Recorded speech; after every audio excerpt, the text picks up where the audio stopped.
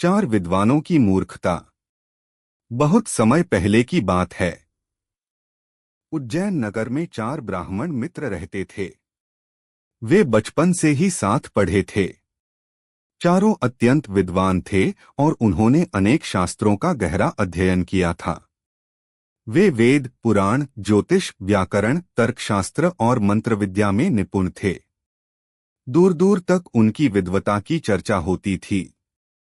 लेकिन एक बड़ी कमी उनमें थी, उनके पास व्यवहारिक बुद्धि नहीं थी। वे पुस्तकों का ज्ञान तो खूब रखते थे, पर संसार में कैसे रहना चाहिए यह नहीं जानते थे। लोग अक्सर कहते थे, ज्ञान वही श्रेष्ठ है जिसमें बुद्धि और समझ भी हो। परंतु चारों मित्र अपने ज्ञान के अहंकार में डूबे रहते थे। उन्हें लगता था कि उनसे बड़ा ज्ञानी संसार में कोई नहीं। एक दिन चारों मित्र नदी के किनारे बैठे बातचीत कर रहे थे। तभी पहला विद्वान बोला, मित्रों, हमने वर्षों तक शिक्षा प्राप्त की है। अब समय आ गया है कि हम अपनी विद्या का उपयोग करें और किसी बड़े राजा के दरबार में जाकर धन और सम्मान प्राप्त करें। दूसरा विद्वान बोला, तुम बिल्कुल सही कहते हो। यदि हम इसी नगर में बैठे रहेंगे तो हमारी विद्या का क्या लाभ? हमें विदेश जाना चाहिए। तीसरा बोला, हमारी विद्या इतनी महान है कि राजा हमें देखकर प्रसन्न हो जाएगा और हमें भारी पुरस्कार देगा। चौथा मित्र कुछ शांत स्वभाव का था। उसने कहा, मित्रों, ज्ञान के साथ समझदारी भी आवश्यक होती है। संसार केवल पुस्तकों के नियमों से नहीं चलता। तीनों मित्र हंस पड़े। पहला बोला, तुम डरपोक हो। तुम्हें अपनी विद्या पर विश्वास नहीं। दूसरा बोला, जिसके पास ज्ञान हो उसे किसी बात का भय नहीं होना चाहिए। चौथा मित्र चुप हो गया। वह जानता था कि उसके मित्र अहंकार में अंधे हो चुके हैं। अगले ही दिन चारों यात्रा पर निकल पड़े। उन्होंने अपने वस्त्र, पुस्तकें और कुछ आवश्यक सामान साथ लिया और पैदल ही दूसरे राज्य की ओर चल दिए। रास्ते में घना जंगल पड़ा। जंगल बहुत भयानक था। ऊंचे ऊंचे पेड़, जंगली जानवरों की आवाजें और चारों ओर फैला सन्नाटा मन में भय उत्पन्न कर रहा था। लेकिन तीनों विद्वान अपने ज्ञान के अभिमान में आगे बढ़ते जा रहे थे। चलते चलते वे जंगल के बीच एक स्थान पर पहुंचे जहां अनेक जानवरों की हड्डियां बिखरी पड़ी थीं। तभी पहले विद्वान की नजर एक विशाल कंकाल पर पड़ी। वह उत्साहित होकर बोला, मित्रों, देखो, यह किसी बड़े जानवर का कंकाल है। आज हमें अपनी विद्या की परीक्षा लेने का अवसर मिला है। दूसरा विद्वान बोला, हाँ, हम अपनी मंत्र विद्या से इसे पुनः जीवित कर सकते हैं। तीसरा बोला, यदि हम ऐसा कर पाए तो संसार हमारी विद्वता का लोहा मानेगा। चौथा मित्र कंकाल को ध्यान से देखने लगा। उसने देखा कि वह किसी सिंह का कंकाल था। वह घबरा गया। उसने तुरंत कहा, मित्रों, यह सिंह का कंकाल है। यदि यह जीवित हो गया तो हम सबको मार डालेगा। पहला विद्वान हंसकर बोला, तुम्हें हर बात में भय दिखाई देता है। दूसरा बोला, क्या हमारी विद्या इतनी कमजोर है कि हम एक जानवर से डर जाएं? तीसरा बोला, हम महान विद्वान हैं। हमें अपनी शक्ति दिखानी चाहिए। चौथा मित्र बार बार समझाता रहा, विद्या का उपयोग सोच समझकर करना चाहिए। बिना आवश्यकता किसी हिंसक जीव को जीवित करना मूर्खता है। लेकिन तीनों ने उसकी एक न सुनी। पहला विद्वान अपनी विद्या से हड्डियों को जोड़ने लगा। उसने मंत्र पढ़े और देखते ही देखते सारी हड्डियां जुड़कर सिंह का पूरा ढांचा बन गया। दूसरा विद्वान आगे बढ़ा। उसने अपनी विद्या से सिंह के शरीर में मांस, त्वचा और रक्त उत्पन्न कर दिया। कुछ ही क्षणों में वहां एक विशाल सिंह का शरीर दिखाई देने लगा। अब तीसरे विद्वान की बारी थी। वह गर्व से बोला, अब मैं इसमें प्राण डालूंगा और हमारी विद्या की महिमा संसार को दिखाऊंगा। चौथा मित्र डर गया। उसने हाथ जोड़कर कहा, मित्र, ऐसा मत करो।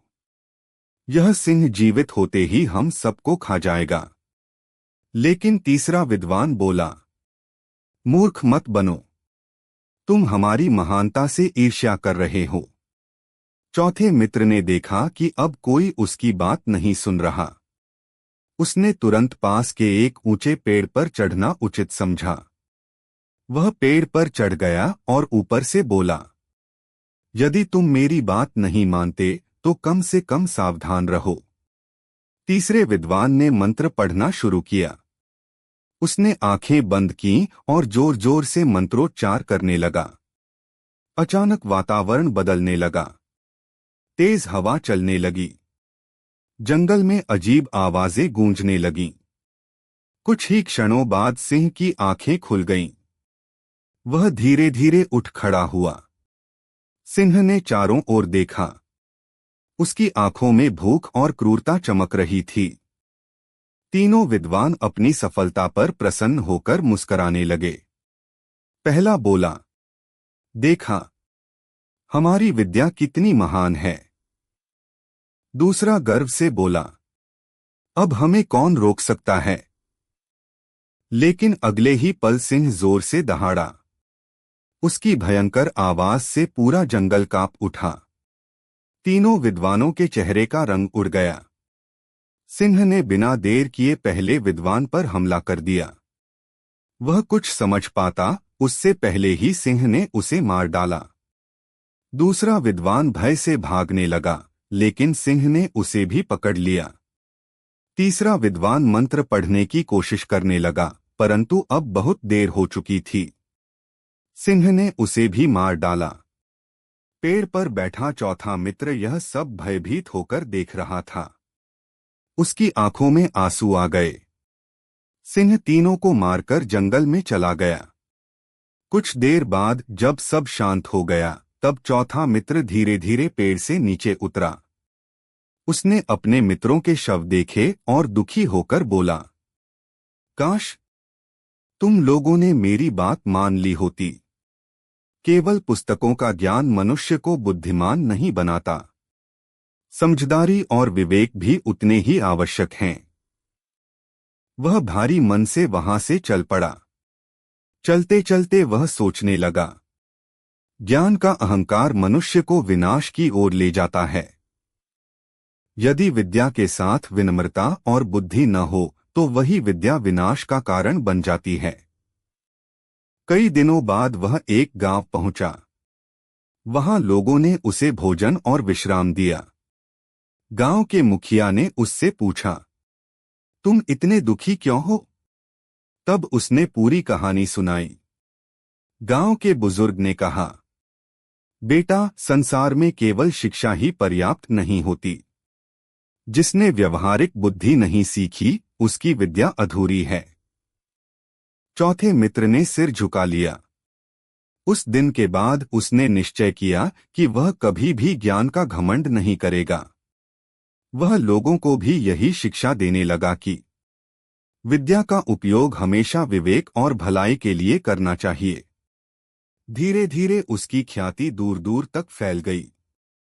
लोग उससे शिक्षा लेने आने लगे। वह बच्चों को केवल शास्त्रों का ज्ञान ही नहीं देता था, बल्कि जीवन जीने की समझ भी सिखाता था। वह कहा करता था, जिस ज्ञान से दूसरों का भला न हो और जो मनुष्य को विनम्र न बनाए, वह ज्ञान अधूरा है। समय बीतता गया। चौथा मित्र एक महान गुरु बन गया। उसके शिष्य उसे बहुत सम्मान देते थे। एक दिन उसके एक शिष्य ने पूछा, गुरुदेव, संसार में सबसे बड़ी मूर्खता क्या है? गुरु ने गंभीर स्वर में उत्तर दिया, सबसे बड़ी मूर्खता है अहंकार। जब मनुष्य अपने ज्ञान पर घमंड करने लगता है, तब उसकी बुद्धि नष्ट हो जाती है। फिर उन्होंने अपने 3 मित्रों की कहानी सुनाई। शिष्य यह कथा सुनकर बहुत प्रभावित हुए। उन्होंने प्रण लिया कि वे कभी ज्ञान का अभिमान नहीं करेंगे। इस प्रकार 4 विद्वानों की यह कहानी लोगों के लिए एक महान शिक्षा बन गई। शिक्षा केवल पुस्तकीय ज्ञान पर्याप्त नहीं होता। विद्या के साथ व्यवहारिक बुद्धि भी आवश्यक है। अहंकार मनुष्य के विनाश का कारण बनता है। सच्चा बुद्धिमान वही है जो सही समय पर सही निर्णय ले सके। विवेक के बिना ज्ञान खतरनाक हो सकता है। अगर आपको हमारा कंटेंट पसंद आता है तो हमारे YouTube चैनल को सब्सक्राइब करना न भूलें और वीडियो को लाइक करके अपना सपोर्ट जरूर दिखाएं। आपका एक क्लिक हमें और बेहतर कंटेंट बनाने के लिए प्रेरित करता है।